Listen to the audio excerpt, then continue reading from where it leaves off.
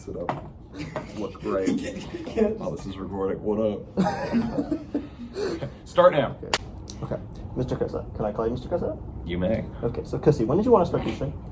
I think I first wanted to start teaching back in high school when I first found out some good teaching programs in the state. So that's what made you want to do the teaching programs? Yeah, I would say before that I was interested in biology, so I knew I had some interest there, but teaching itself I really only got keen to, I would say, later on in high school. Is teaching what you thought it'd be like?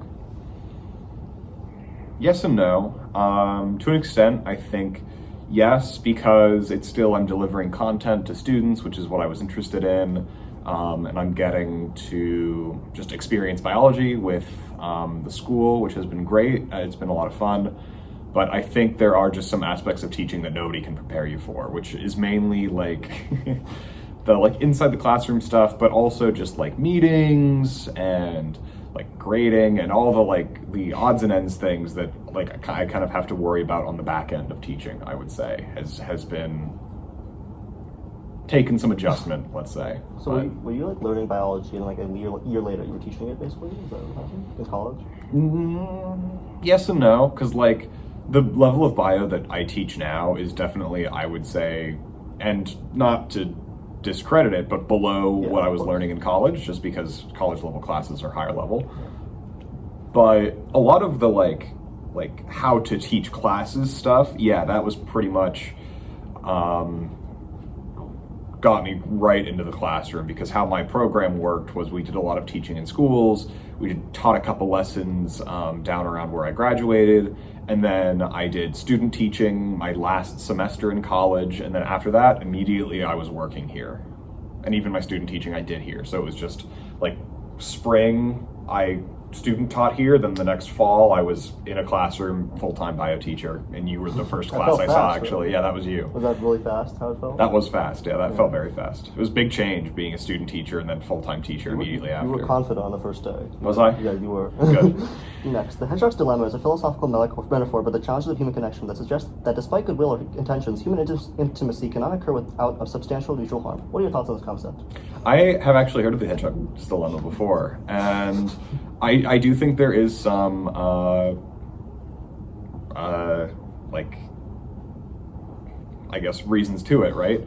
Because just since I've started teaching, I guess how I have been feeling that is, I would say the more I put out, the more tired or drained I'll feel at the end of the day, which I think I've seen in a lot of students too, and a lot of my coworkers, where it's the more you work trying to put on the mask, be happy, be engaged, the more tired and restrained, closed off you feel at the end of the day. So very hedgehog's dilemma, you nobody really talked well. to me. Yeah. But I feel sometimes when you put on that mask for so long, it kind of just feels natural, and sometimes it helps because you kind of just it starts blending into how you actually feel. Yes, is that true? But then as soon as you take it off, you feel it. Yeah. As soon as I'm home and I'm finally okay, now I'm alone for the next couple hours, it's immediately, if it hasn't hit me yet, that's when it all hits me, and I'm now I need to not do any extroverted things for the next 8 hours. What's your favorite part of being a teacher?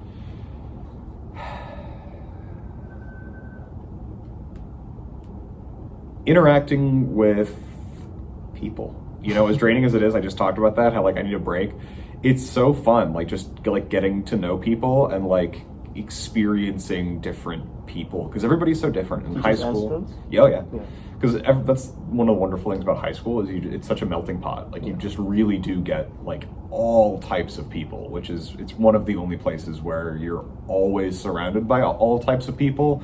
Sometimes it's draining, but I'd say overall it's still also one of the greatest positives, because it's just such a nice experience. Is it hard to try to appeal to all the types of people as a teacher? Because you don't want to pick a side, of course. Objectively as a teacher, yes.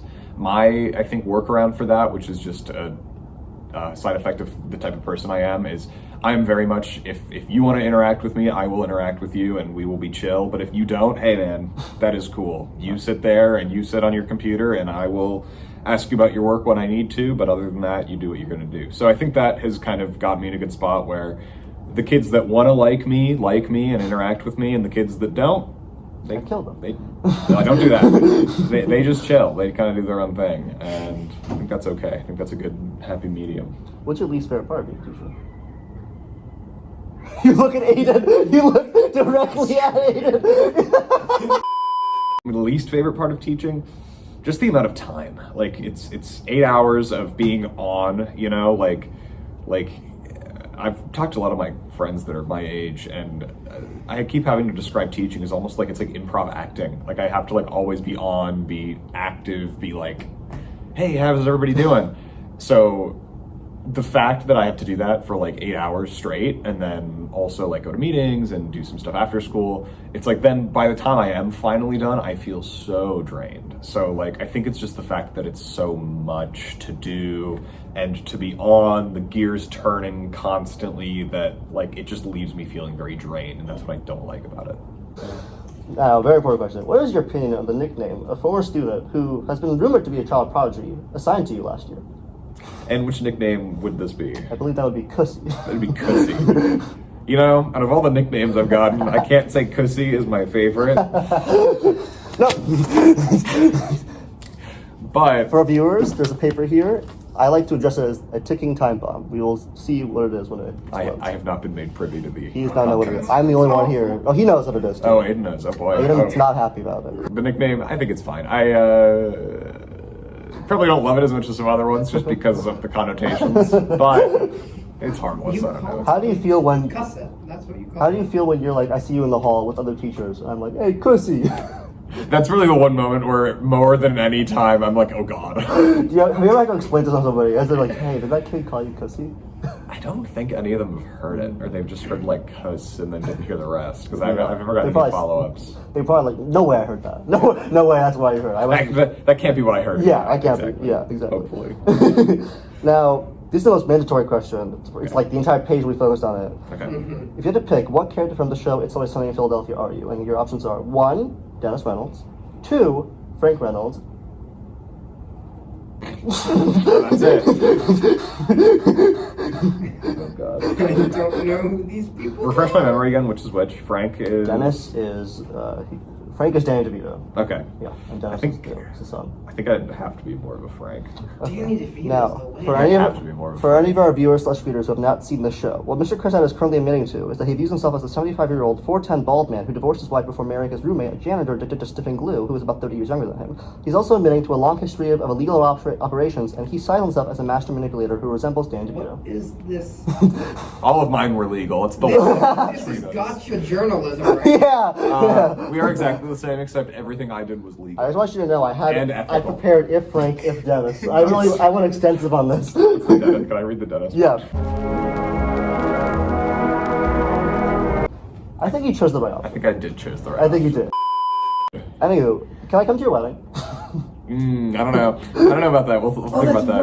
right. I'm going back and forth on inviting any of the high schoolers, any of those. Because you guys will be old enough by then. You did say I'm one of your most That's right. memorable Hold on, I never students. knew when the date was, but I remember. It'll be like after they graduate. This is a direct quote Oh, so that I'm it's- one of his the most wedding memorable probably will be. students. Wait, no. maybe. I think I talked to you last before you even asked, I think, was it? I have I don't think you had asked the question yet. Well, I haven't You proposed haven't? yet. Okay. No, we were talking about you. No, not yet. No, Yeah, I just told I had you. talked to him at the team dinner. He had just bought the ring. No, I don't believe you. You don't know anything.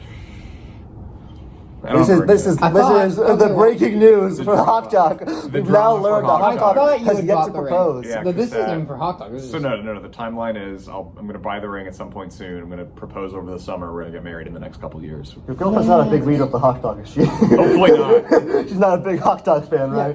Half this interview is not even being used. Oh, it's being used. Biggest teaching fear. Fear, You right? know, honestly, I think my biggest fear is just having a kid leave my class feeling like they didn't get out of it everything they wanted to. I Okay, got that's actually a everything good out of one. your I like class. that. Like That's I would sweet. hate it if a kid was in my bio class and they left my bio class feeling like they didn't get everything out of a bio class they wanted to. I got above and beyond, as well as you know. Good. Perfect. Good. Now, on a more serious topic. Okay. Oh, the paper. I brought with me a sheet of paper that I believe provides highly incriminating evidence against you. I'd like you. Was wondering. Tweedle. Here, Please interviewing. present it to the camera. Tweedle. The crocacy. Hey, dude. No, it's very- Are you talking to Kate right now? Yes, Oh. Kate's on the phone. Can I talk to Kate?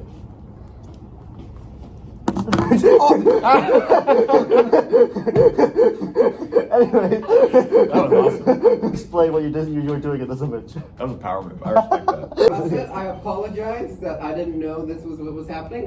Good luck, and if you die, This is about what I expected. So we're Okay, good. well- Joel. Now, please, you're voiding the question. Yeah. What is it you were doing in this image?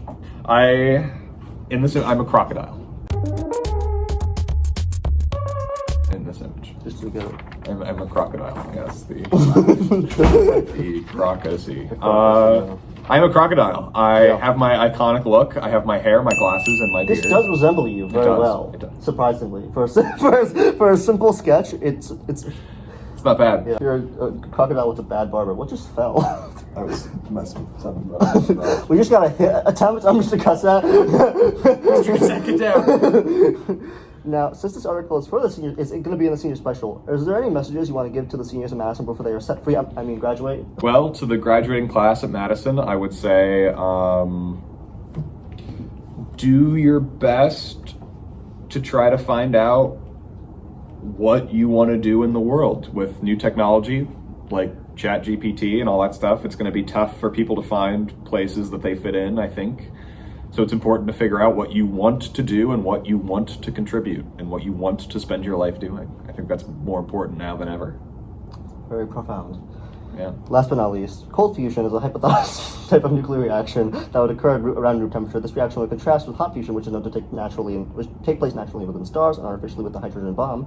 Cold fusion is said to be impossible due to the fact that fusions are unable to occur at temperatures lower than a few million degrees Fahrenheit due to positively charged protons. As a biology and AP biology teacher, please tell me your hypothesis on how we can manage to make cold fusion a reality in our world. I don't know if cold fusion is possible. I've read recently they've gotten some farther with some experimentation on fusion reactors and generating energy with them. But cold fusion, at least to my current knowledge of chemistry and particle physics, I don't think is possible. It's been said to be impossible, but I'm speaking to the Mr. Cussatt right now. The Mr. Cussatt agrees that it's impossible. All right. Well, the bell just rang. We just got the last question. That was perfect. I'm a master interviewer. The fact that I timed that perfectly. That was very good. Let me just delete the other questions. I'm gonna leave you with this. Perfect. The beautiful crocacy, I'll hang it in my room. Yeah. This will be my updated staff photo. You actually had very good answers to my very silly questions. Thank you. I was better prepared than I thought I would be. You were. As we start, I want you to start this the way you ended. Say, what's up? Was I?